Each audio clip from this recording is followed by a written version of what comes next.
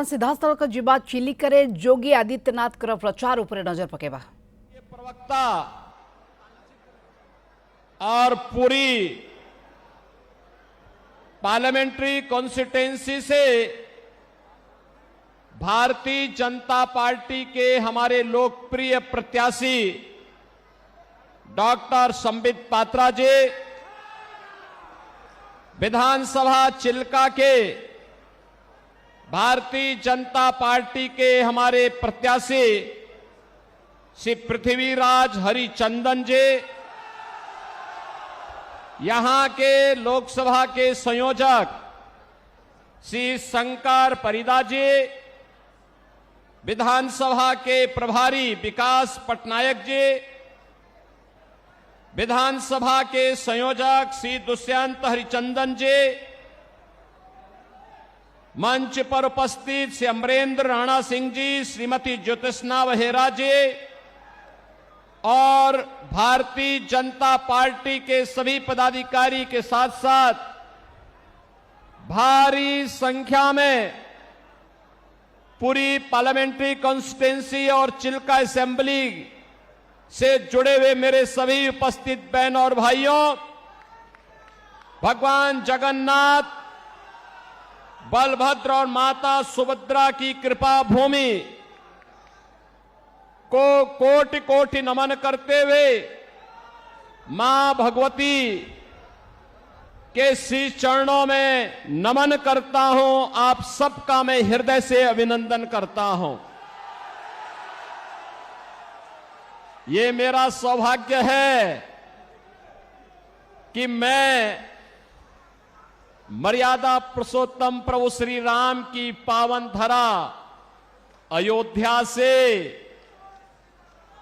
लीलाधारी भगवान श्री कृष्ण की पावन धरा मथुरा से आप सबका अभिनंदन करने के लिए आपके बीच में मैं आज यहां पर आया हूं। मैं सबसे पहले धन्यवाद दूंगा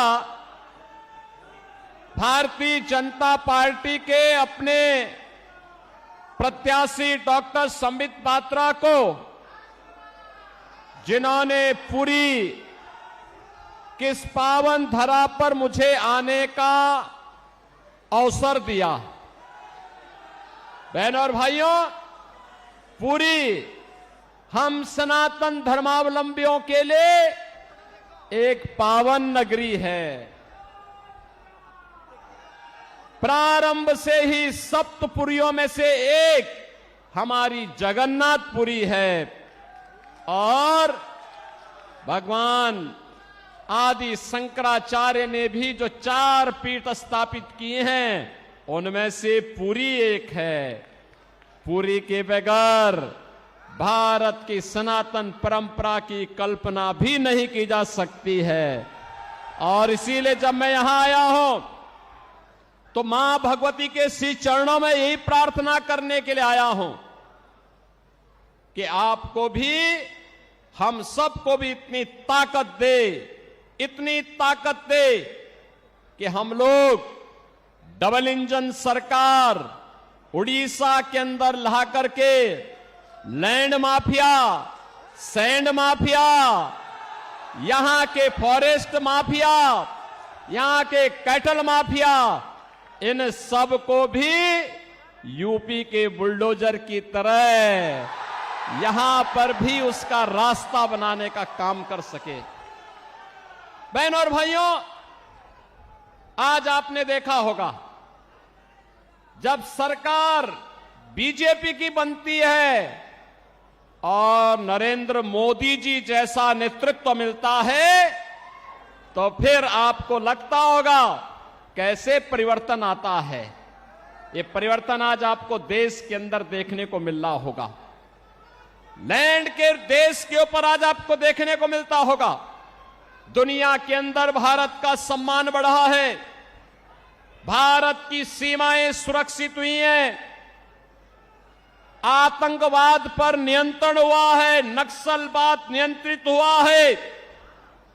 अब तो कहीं पे पटाखा भी फट जाए ना तो पाकिस्तान पहले सफाई देता है, कहता है कि साहब मैंने नहीं किया है, क्योंकि इसे मालूम है ये नया भारत है, मोदी का भारत है। ये छेड़ता नहीं, लेकिन कोई छेड़ता है तो उसको छोड़ता भी नहीं है, और इसीलिए पाकिस्तान सफाई देने की मुद्रा में आता है। बहनों और भाइयों, मोदी जी के नेतृत्व में डेवलपमेंट के जो कार्य भारत के अंदर हुए हैं, आज आप देख रहे होंगे हाईवे, रेलवे, हाईवे में 4 लेन, 6 लेन, 12 लेन हाईवे बन रहे हैं। तेजी के साथ नया इंफ्रास्ट्रक्चर खड़ा हो रहा है। रेल मीटर गेज से अब ब्रॉड गेज में, अब मीटर गेज की ट्रेन नहीं, अब बुलेट स्पीड से चलने वाली वर्ल्ड क्लास ट्रेन की सुविधा मोदी जी पूरे देश के अंदर, कहीं वंदे भारत के रूप में, कहीं अमृत भारत के रूप में, कहीं नमो भारत के रूप में देने का कार्य कर रहे हैं। IIT, IIM, triple IT, NIT, AIIMS, world class university, और बहनों और भाइयों, हर घर नल की योजना के माध्यम से शुद्ध पेयजल की आपूर्ति पूरे देश के अंदर उपलब्ध करवाने की बड़ी कार्य योजना को भी मोदी जी ने लागू किया है। गरीब कल्याणकारी योजनाओं को लेकर के जब डबल इंजन की सरकार होती है तो कितना लाभ मिलता है। आज इसका लाभ उत्तर प्रदेश जैसे राज्य लेते हैं। देश के अंदर 80 करोड़ लोगों को फ्री में राशन की सुविधा मोदी जी पिछले 4 वर्ष से उपलब्ध करवा रहे हैं और अगले 5 वर्ष तक उपलब्ध करवाएंगे। लेकिन उड़ीसा में यहां की सरकार, नवीन पटनायक की सरकार, नौकरशाहों से ऐसी घिरी हुई है कि वह फ्री में राशन की सुविधा को भी अपने नाम से भुनाने का काम करती है। मोदी जी पूरे देश के अंदर 60 करोड़ लोगों को पूरे देश के अंदर आयुष्मान भारत में 5 लाख रुपए की उपचार की सुविधा प्रतिवर्ष उपलब्ध करवा रहे हैं। लेकिन यहां पर नवीन पटनायक जी की सरकार यहां पर आयुष्मान भारत लागू नहीं होने देना चाहती है। बहनों और भाइयों, आप देख सकते हैं किसानों को किसान सम्मान निधि, हर घर में शौचालय का निर्माण, घर घर में उज्ज्वला योजना के कनेक्शन और 4 करोड़ गरीबों के सिर को ढकने के लिए पीएम आवास की सुविधा देश के अंदर बिना भेदभाव के मिली है। आप देख सकते हैं मोदी जी ने 10 वर्ष में जो दिया है, इसमें किसी का चेहरा नहीं, जाति नहीं, मत नहीं, मजहब नहीं, क्षेत्र नहीं, भाषा नहीं, पूरे देश के अंदर सबका साथ और सबके विकास के भाव के साथ इन योजनाओं को देश के अंदर लागू करने का काम किया है। लेकिन आज भी कुछ लोग ऐसे हैं देश के अंदर, बहनों और भाइयों, जो रहते भारत के अंदर हैं, खाते भारत के अंदर हैं, लेकिन गाते पाकिस्तान का है। उनके द्वारा जाने अनजाने में ऐसी बातें कही जाती है, पाकिस्तान का राग अलापा जाता है। पाकिस्तान के बारे में, भारत के दुश्मनों के बारे में उनका महिमा मंडन के द्वारा किया जाता है। और मैं तो कहता हूं, जो पाकिस्तान का राग अलापते हैं, भारत के दुश्मनों का महिमा मंडन करते हैं, मैं उनसे कहता हूं वे काई भारत के अंदर बोझा बने हुए हो, जाओ ना वहीं चले जाओ। अरे भारत तो 80 करोड़ लोगों को फ्री में राशन दे रहा है और पाकिस्तान में 23 करोड़ की कुल आबादी वह भी भूख से तड़प रही है। 1 किलो आटा के लिए, 1 किलो गेहूं के लिए आज वे तड़पते हुए दिखाई देते हैं। जितनी पाकिस्तान की आबादी है, उससे बड़ी आबादी को मोदी जी ने 10 वर्ष में गरीबी रेखा से ऊपर उठा करके एक खुशहाल जीवन की ओर अग्रसर किया है। बहनों और भाइयों, मैं तो आज आपके पास आया हूं कहने के लिए, मोदी जी के नेतृत्व में सम्मान भी है, सुरक्षा भी है, विकास भी है, गरीब कल्याण भी है, और मोदी जी के नेतृत्व में विरासत का संरक्षण भी है। आप सोचो, अयोध्या में राम मंदिर का निर्माण कोई सोचता था?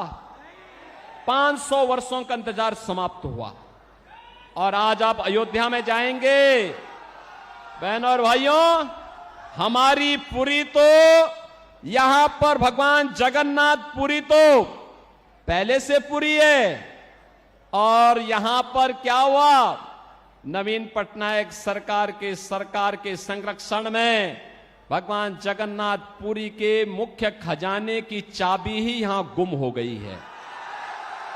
भगवान के खजाने में भी ये डकैती डाल दे रहे हैं। यानी केवल लैंड माफिया और सैंड माफिया ही नहीं है, अब भगवान के खजाने में भी ये लोग सेंध लगा रहे हैं। और आप आइए थोड़ा अयोध्यापुरी में आप आएंगे, आपको प्रभु राम के समय की अयोध्या, चमकती हुई अयोध्या दिखाई देगी, चमकती हुई अयोध्या दिखाई देगी। जनता के द्वारा चुने गए जनप्रतिनिधियों के माध्यम से ही होना चाहिए, वही सही लोकतंत्र का प्रतीक है। और इसीलिए मैं आपके पास आया हूं आपसे कहने के लिए कि बहनों और भाइयों, एक और यहां की सरकार नौकरशाहों से घिर करके उड़ीसा के भावनाओं के विपरीत आचरण कर रही है। उड़िया परंपरा और संस्कृति को पूरी तरह माखोल उड़ाने का काम कर रही है। उड़िया परंपरा को पूरी तरह अपमानित करने का काम कर रही है। और दूसरी ओर देश के अंदर इंडी गठबंधन है, वे सब क्या करने जा रहे हैं, उनके द्वारा जिस प्रकार का कार्य किया जा रहा है। और मैं तो आज धन्यवाद देना चाहूंगा कोलकाता हाई कोर्ट को, जिसने टीएमसी की सरकार के द्वारा 2010 से लेकर के लगातार मुस्लिमों को ओबीसी की जातियों में जबरन शामिल करके उन्हें ओबीसी के आरक्षण में घुसपैठ करने का एक षड्यंत्र किया था। कोलकाता हाई कोर्ट ने एक महत्वपूर्ण फैसले में टीएमसी के सरकार के इन सभी फैसलों को पलट के कहा कि नहीं, भारत के अंदर धर्म के आधार पर आरक्षण नहीं हो सकता। आरक्षण पर बाबा साहब भीमराव अंबेडकर का जो मंतव्य है वह अंतिम मंतव्य है। हमें उसका संविधान की उन भावनाओं का पालन करना चाहिए। बहनों और भाइयों, धार्मिक आधार पर आरक्षण यह भारत की संविधान की मूल भावनाओं के विपरीत है। अनुसूचित जाति, जनजाति और पिछड़ी जाति के लोगों को ही आरक्षण का लाभ मिलना चाहिए, और वह भी भारतीय मूल के होने चाहिए। लेकिन ये कांग्रेस हो, टीएमसी हो, बीजेडी हो, ये जितने भी दल हैं, ये तुष्टीकरण की पराकाष्ठा पे चढ़ करके कभी स्वामी लक्ष्मणानंद जी के हत्यारों को संरक्षण देने का काम करते हैं, कहीं पर ये लोग अनुसूचित जाति, जनजाति और पिछड़ी जाति के आरक्षण के अधिकारों पर घुसपैठ करना चाहते हैं। इनके मैनिफेस्टो को अगर आप देखेंगे, आपको भी लगेगा ये मैनिफेस्टो भारत के किसी राष्ट्रीय दल के या किसी दल के हैं। आश्चर्य होता है, ऐसे लगता है जैसे किसी मुस्लिम लीग का मैनिफेस्टो हो। इनके द्वारा लगातार भारत की भावनाओं के विरुद्ध आचरण करने का प्रयास हो रहा है। इनके द्वारा जिस प्रकार की बातें कही जाती हैं, वरासत टैक्स की वकालत की जाती है, बहनों और भाइयों, इसको स्वीकार नहीं किया जाना चाहिए, कतई स्वीकार नहीं किया जाना चाहिए। चाहे वह कांग्रेस हो, टीएमसी हो, बीजेडी हो या फिर इंडी गठबंधन से जुड़ा हुआ कोई भी अन्य घटक हो, ये पूरी तरह भारत विरोधी आचरण इन लोगों का है। इनकी नीतियां आतंकवाद को, नक्सलवाद को बढ़ावा देने वाला है, मतांतरण को बढ़ावा देने वाला है, अराजकता को और भ्रष्टाचार को बढ़ावा देने वाला है, गरीब के हक पर डकैती डालने वाला है। और इसलिए भारतीय जनता पार्टी आपके पास आई है। मोदी जी के नेतृत्व में पूरे देश के अंदर भारतीय जनता पार्टी के पक्ष में जो लहर है अब वो सुनामी बन चुकी है। और आप देखना 4 जून को जब परिणाम आएंगे तो 4 जून के परिणाम में अब की बार 400 पार का लक्ष्य पूरा होगा। मैं बहनों और भाइयों आप सबसे अपील करूंगा, यहां पर संबित पात्रा हमारे लोकसभा के लिए भारतीय जनता पार्टी के कैंडिडेट के रूप में आपके बीच में हैं। और मैं तो आपसे अपील करूंगा, संबित पात्रा को यहां से मेंबर ऑफ पार्लियामेंट जिता करके भेजिए। आप देखना जगन्नाथपुरी की कायाकल्प ऐसे ही वे करेंगे जैसे अयोध्या का हुआ है और काशी का हुआ है। हम लोग सपोर्ट करेंगे, उनको पूरा समर्थन करेंगे। और मैं तो कहूंगा संबित पात्रा जी से भी कहूंगा और पृथ्वीराज हरिचंदन जी से भी कहूंगा कि चुनाव के बाद हमारे पुरी के इन बहनों और भाइयों को लेकर के एक बार अयोध्या धाम का भी दर्शन करने के लिए आए, अयोध्या का दर्शन करने के लिए आए। अयोध्या में हम स्वागत करेंगे, क्योंकि पुरी के लोग आएंगे तो हमारे लिए मेहमान होंगे, क्योंकि हमारे भगवान जगन्नाथपुरी से मां भगवती के इस धाम से जब वहां पधारेंगे तो हमारे लिए तो अतिथि होंगे। और आप देखेंगे जब डबल इंजन की सरकार काम करती है तो विकास कैसे बुलेट ट्रेन की स्पीड से आगे बढ़ती है, इसका नजारा आपको यहां पर भी देखने को मिलेगा। और इसलिए मैं आप सबसे अपील करूंगा, भारतीय जनता पार्टी के हमारे सभी कैंडिडेट डॉक्टर संबित पात्रा को यहां पे पार्लियामेंट्री कॉन्स्टिट्यूंसी के लिए और श्री पृथ्वीराज हरिचंदन को यहां की असेंबली के कैंडिडेट के रूप में कमल चुनाव चिन्ह पर भारतीय जनता पार्टी के प्रत्याशियों को भारी बहुमत से विजयी बनाने की मैं आपसे अपील करता हूं।